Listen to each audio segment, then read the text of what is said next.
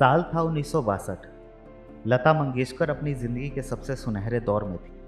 हर संगीतकार उन्हें अपनी फिल्मों में गवाना चाहता था और हर नया गाना सुपरहिट साबित हो रहा था। लेकिन ठीक उसी समय एक ऐसी घटना घटी जिसने उनकी ज़िंदगी और करियर को हिलाकर रख दिया। एक दिन अचानक उन्हें तेज पेट दर्द, उल्टियाँ और बेचैनी होने लगी। हालत इतनी बिगड़ी कि वह बिस्तर पर पड़ गईं।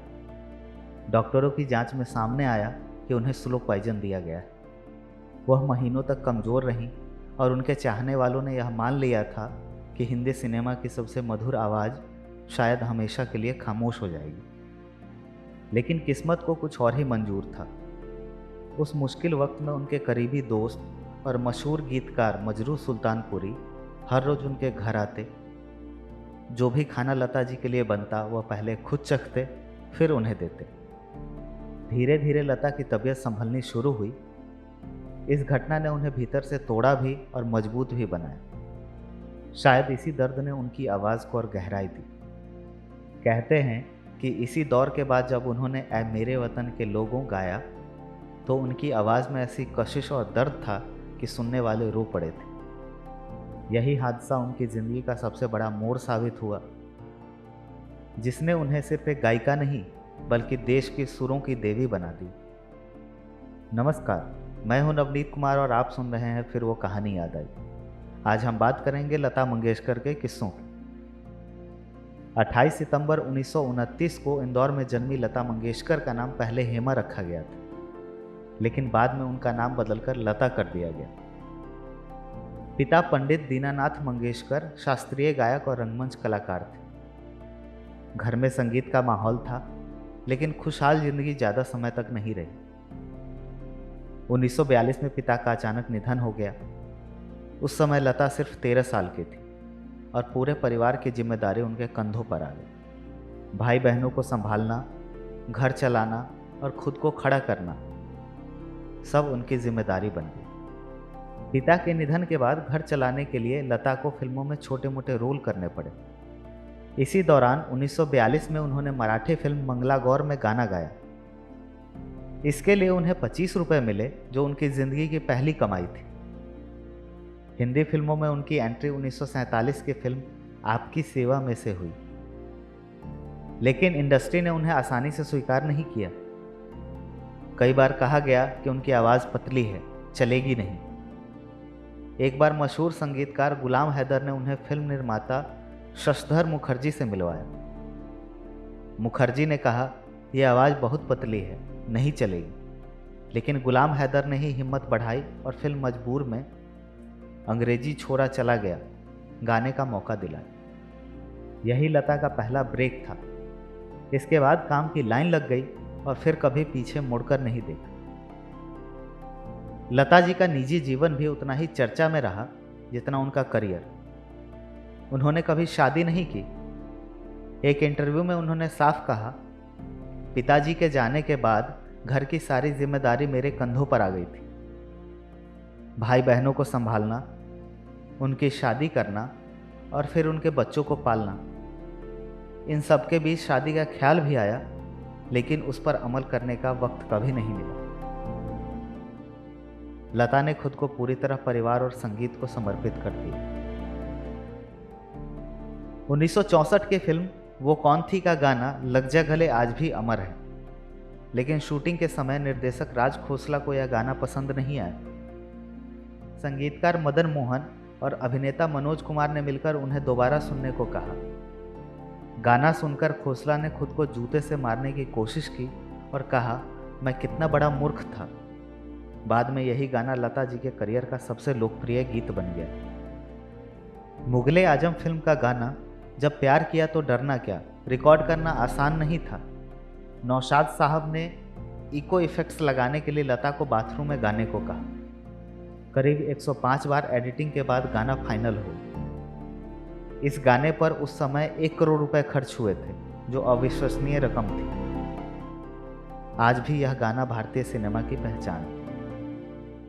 लता जी की आवाज़ को लेकर लोग सोचते थे कि वह बहुत परहेज करती होंगी, लेकिन हकीकत यह थी कि वह रिकॉर्डिंग से पहले भी आइसक्रीम खा लेती थी। अचार और मिर्च भी उन्हें पसंद थे। इसके बावजूद उनकी आवाज़ हमेशा खनकदार और निर्मल रही। यही वजह थी कि 1974 में वह रॉयल अल्बर्ट हॉल में परफॉर्म करने वाली पहली भारतीय बनी। लता और आशा भोसले का रिश्ता बहुत गहरा था, लेकिन एक दौर ऐसा आया जब 12 साल तक दोनों बहनों ने आपस में बात नहीं की। वजह थी आशा भोसले की नाबालिग उम्र में शादी। लता जी इस शादी के खिलाफ थीं और इस वजह से दूरियां बढ़ गई। हालांकि समय के साथ यह रिश्ता फिर से पहले जैसा हो गया। सुरों की इस रानी को क्रिकेट का गहरा शौक था। वह सचिन तेंदुलकर की जबरदस्त फैन थी। भारत हार जाता तो कई दिनों तक उनका मूड खराब रहता। लता सुरगाथा किताब लिखने वाले यतीन्द्र मिश्रा ने कहा कि हर बार दीदी जब क्रिकेट के मुंह से निकलकर कई दिनों के अंतराल के बाद बतियाती थी तो उनकी आवाज़ में वो खुशी भी शामिल रहती थी कि कैसे पिछला मैच बड़े शानदार ढंग से भारत जीत गया। फिर एस.डी. बर्मन की बात के बीच में बड़े आराम से महेंद्र सिंह धोनी चले आते थे। इसके अलावा लता जी को फोटोग्राफी का भी जुनून था। कैमरे और लेंस की इतनी जानकारी थी कि प्रोफेशनल फोटोग्राफर भी दंग रह जाते थे। उनके कमरे में कैमरे और लेंस पीछे रहते और अक्सर वह दोस्तों और परिवारों की तस्वीरें खींचते। सुकून भरे पल के लिए लता मंगेशकर को पेरिस बहुत पसंद थी। करीब 7 सालों तक उनके साथ रहने वाले ऋष भीमानी ने अपनी किताब में लिखा है कि पेरिस का नाम आते ही उनकी आंखों में चमक आ जाती थी। खुद लता इस बारे में कहती हैं, यहाँ पर होटल में रहने वाला, रास्ते पर चलने वाला हर इंसान मुझे पहचानता नहीं। ऐसा लगता है कि लाइट्स ऑफ हो गई हैं और कैमरा हटा दिया गया है। लता मंगेशकर को उनके अद्भुत योगदान के लिए देश विदेश में अनगिनत पुरस्कार और सम्मान मिले। शुरुआती दौर में उन्हें कई फिल्म फेयर अवार्ड से नवाजा गया, जिनमें 1958, 1962, 1965, 1969, 1993 और 1994 शामिल। इसके अलावा उन्हें नेशनल अवार्ड्स भी 1972, 1975 और 1990 में दिए गए। महाराष्ट्र सरकार ने भी 1966 और 1967 में उन्हें अपने विशेष पुरस्कारों से सम्मानित किया। 1969 में भारत सरकार ने उन्हें पद्म भूषण से नवाजा।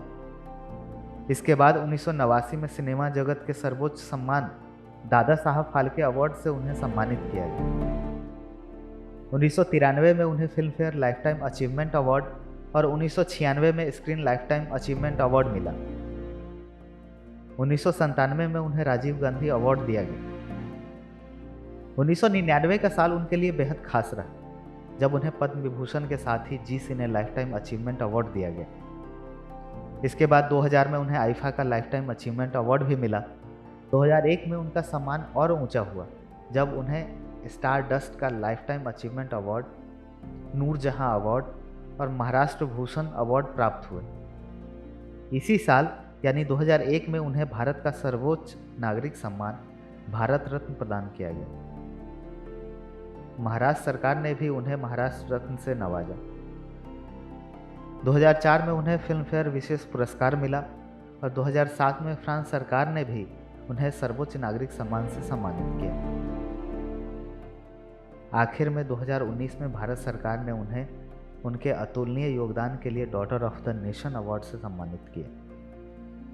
यह सब सम्मान इस बात का सबूत है कि लता मंगेशकर सिर्फ भारत ही नहीं बल्कि पूरी दुनिया की अमर सुर रानी थी।